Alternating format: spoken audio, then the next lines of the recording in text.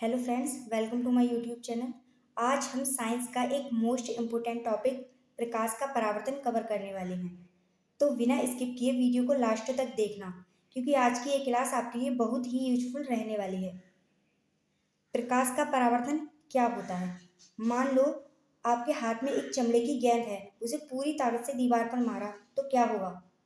गेंद दीवार पर उछलकर बाहर आ जाएगी और इसी को प्रकाश का परावर्तन कहते हैं। जैसे बचपन में जब मम्मी दुपट्टा सुखाती थी या पापा शेविंग करते थे तो हम चुपके से शीशा या चश्मा लेकर धूप चमकाते थे।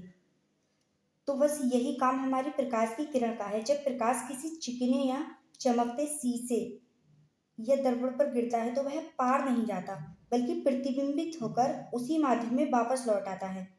इसी को हम प्रकाश का परावर्तन कहते हैं। इसकी डेफिनेशन क्या होगी? जब प्रकाश की किरणें किसी चिकने या चमकदार पृष्ठ जैसे दर्पण पर पड़ती हैं तो वह उस पृष्ठ से टकराकर वापस उसी माध्यम में लौट जाती हैं। प्रकाश की इस घटना को प्रकाश का परावर्तन कहते हैं।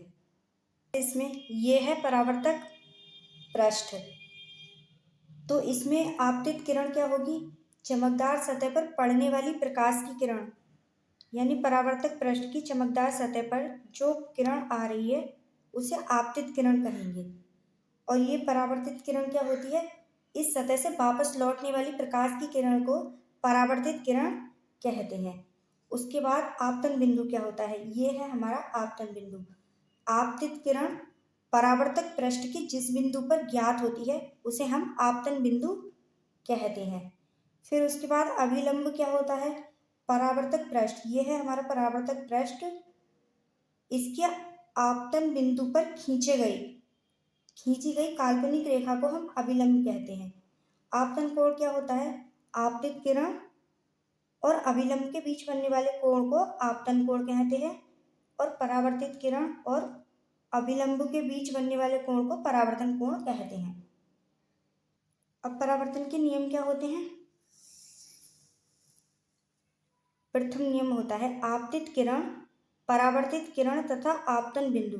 ये है आपतित किरण और ये है हमारी परावर्तित किरण तथा आपतन बिंदु पर अभिलंब, तीनों एक ही तल में स्थित होते हैं। यह है परावर्तन का प्रथम नियम। और द्वितीय नियम क्या है? आपतन कोण का मान, आपतन कोण I का मान सदैव परावर्तन कोण R के बराबर होता है।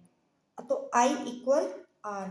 और जैसे रात में जब आप लोग बाइक या साइकिल से जाते हो तो सड़क के किनारे लाल या पीले रंग के जो बोर्ड चमकते हैं वो भी परावर्तन का ही एक रूप है। और जैसे रात में बिल्ली की आंखें चमकती हैं तो वो भी परावर्तन के कारण चमकती हैं। तो फ्रेंड्स, कैसी लगी आज की क्लास?